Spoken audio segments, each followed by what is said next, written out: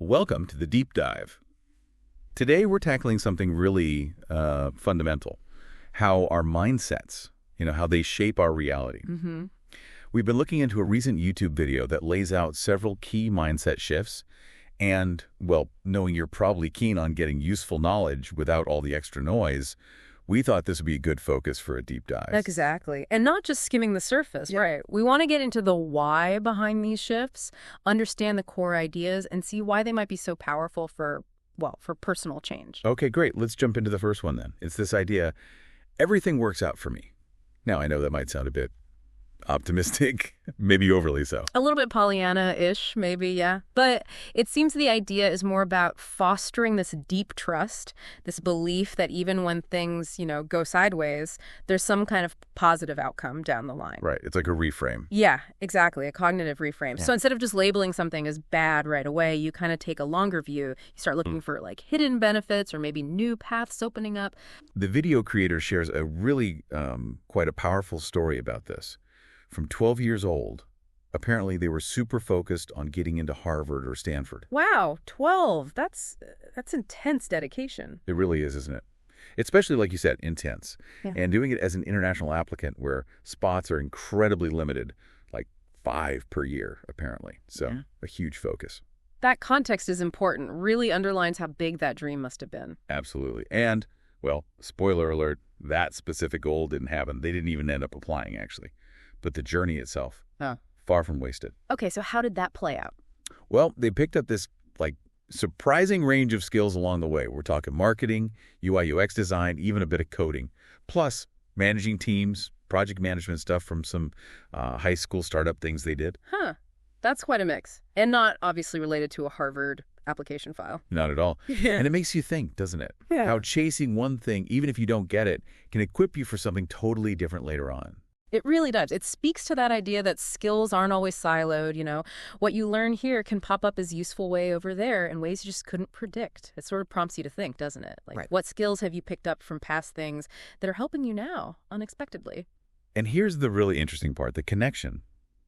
Those skills, the marketing, the design, they became the bedrock for their e-commerce businesses later. Ah, okay. So direct link. Yeah.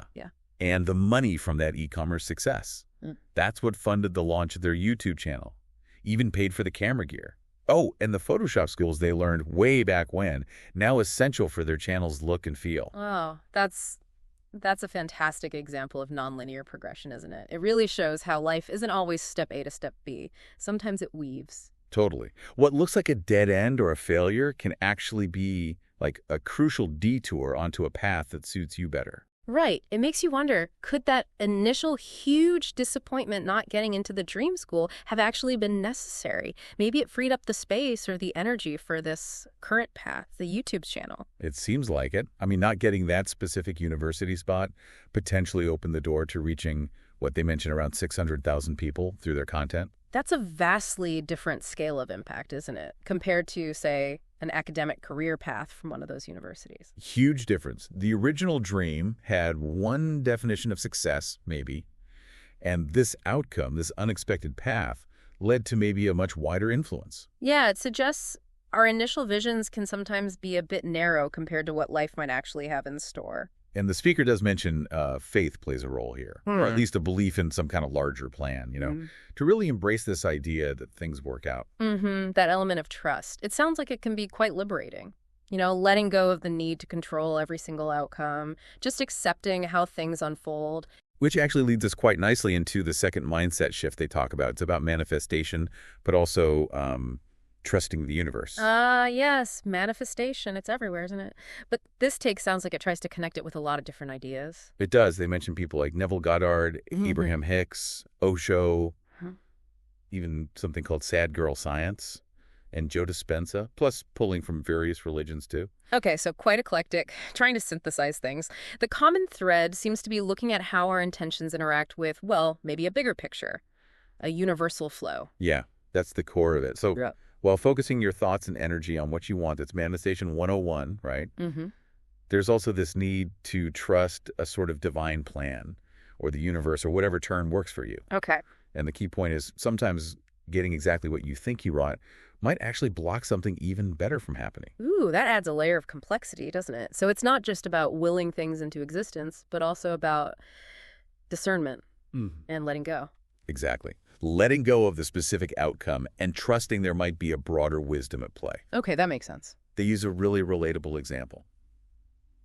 Wanting an ex back. Yeah. Pouring all your energy into manifesting that person's return. Right. I can see how that could happen. But doing that, holding on so tight, might actually make you miss the chance for a maybe much healthier, happier relationship with someone completely new.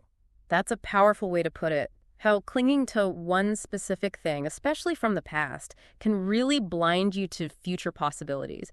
Makes you think, what are you holding on to so tightly that might be stopping something better coming along? And again, the speaker connects it back to their own story, that Harvard-Stanford dream. Ah, right. Maybe, just maybe, getting that specific thing, even though they wanted it so badly, would have actually prevented this current path, the YouTube channel, the connection with the audience, which seems really fulfilling for them now. So it fosters a kind of acceptance, even gratitude for the things that didn't happen. Instead of regretting, you see it as maybe a necessary redirection. They even briefly mentioned getting psychic readings about an ex at one point, trying to manifest him back, and then eventually realizing that actually letting go was the way forward. That adds a very sort of human-grounded touch to it all. It really shows that distinction between trying to force an outcome versus allowing things to unfold. Sometimes letting go is the most powerful move. Definitely. Okay, so let's shift slightly.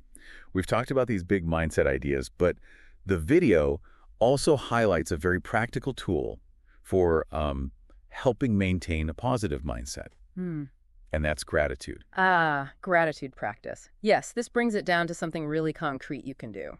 And the science behind gratitude and well-being is pretty solid, too. Right. So the speaker described their daily routine. It involves writing down things they're grateful for, just generally. Yeah. But then also this very specific thing, writing, I'm so grateful for my perfect life, 55 times. 55 times. Wow, that's commitment. It is. The repetition must be part of it, right? Like really drilling it in. It could be, yeah. Reinforcing the affirmation, maybe getting it into the subconscious. But even the basic act of just listing things you're grateful for, that actively shifts your focus, doesn't it? Towards the good stuff. And I like that idea of feeling grateful for a perfect life, even when things aren't, objectively perfect. They do say that at first it was hard, like finding things beyond the absolute basics, food, shelter, whatever. But by doing it consistently, they noticed a real shift, feeling more connected, happier, and apparently quite quickly, like within 3 days. 3 days, that's fast. I thought so too. It really speaks to the power of consistent, even small intentional actions like reshaping your emotional state. Yeah. Training your brain, maybe. Training your brain to scan for the positive, yeah. Yeah. Instead of just noticing the problems. And they really underline how much impact it had by sharing a recent story. They were in Bali, couldn't keep up the routine for some reason, and really felt disconnected, off kilter. It's interesting. So the absence was really felt. Yeah, it shows it wasn't just a nice idea. It had become like a foundational practice for them. Makes you think, doesn't it? What little daily things could you do that might have that kind of noticeable impact on your own state of mind? Definitely food for thought. What consistent practice could you build in? Okay, moving to the third mindset shift.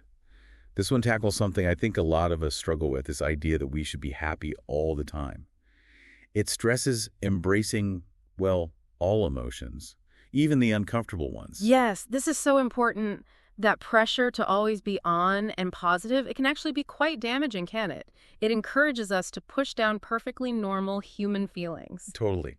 The speaker uses this great analogy. They say, we aren't afraid of the rain, are we? It's just part of nature. So why do we resist or fear negative emotions if they're also just part of being human? That's a lovely analogy. It reframes them immediately, doesn't it? From bad things to just weather patterns, normal occurrences, part of the cycle. Yeah. And they share their own journey with us. Yeah. Apparently, after high school, they went through a phase of feeling mostly just neutral. And because of that, for a while, any emotion that wasn't neutral felt wrong or negative or abnormal somehow. Huh. That shows how our own personal history can really color how we view emotions, doesn't it? What feels normal is so subjective. How has your past maybe shaped your relationship with different feelings? The main point here seems to be accepting the natural kind of ebbs and flows of life. Yeah. You're not always going to feel amazing, and that's actually okay. It's normal. Exactly. And it ties back to that first point, doesn't it? Trusting the process. It does. Trusting that even the uncomfortable feelings are part of the journey, part of things working out eventually. Yeah. Discomfort isn't always a sign something's broken. Right. Sometimes it's just growth. Yeah. Or change. Or just life being life. Okay, last one we're digging into. Mindset shift number 4. Non-attachment and adaptability. This feels super relevant today, with everything changing so fast all the time. Absolutely. Yeah. Attachment, while natural, can be a huge source of pain and suffering. So learning to cultivate a bit of non-attachment, it builds resilience, makes you more flexible. The speaker really emphasizes not getting too attached to people, to things. Because, let's face it, things change. People come and go. It's just how life works. And when we're super attached, those changes, those losses, they hurt a lot more, don't they? It's about recognizing the impermanent nature of, well, most things. They also make this interesting point about identity, how we build our identities around the things we're attached to. Yeah. They use the example of someone strongly identifying as, say, a New Yorker. Ah, right. And if that identity gets challenged, maybe they have to move. It can feel like losing a part of yourself. Exactly, because the attachment is so deep. So releasing those really rigid attachments, it actually gives you more inner freedom, more room to adapt and evolve. I really like the metaphor they used here. A tree in the wind. Oh, yeah. Yeah, if a tree is totally rigid, doesn't bend when the strong wind blows, what happens? Snaps, breaks. Right. But if it's flexible, sways with the wind, it survives. And it's similar for us. If we're too rigid, too attached, we risk breaking when life throws changes at us. Or we just get stuck, hinder our own growth. That's a great visual. It really points towards cultivating that more fluid, kind of go-with-the-flow approach, accepting you don't always have the answers or need them right now. And importantly, they bring gratitude back into this too. Okay. How does that fit with non-attachment? Well, even when things are uncertain, changing, maybe you're having to let go of something, you can still practice gratitude, find things to appreciate in the present moment. It provides an anchor, maybe. That makes sense. Grounding yourself in gratitude, even amidst flux. Yeah. And the contrast, always focusing on what's wrong or what you're losing with actively looking for the positive, the lighter side, as they call it. It just makes navigating the tough stuff a bit easier. That conscious choice of where to put your attention, it doesn't deny the difficulties, but it offers balance, builds that inner strength. So let's try and wrap this up. We've covered quite a bit. We looked at that core belief that everything ultimately works out for you. The long view.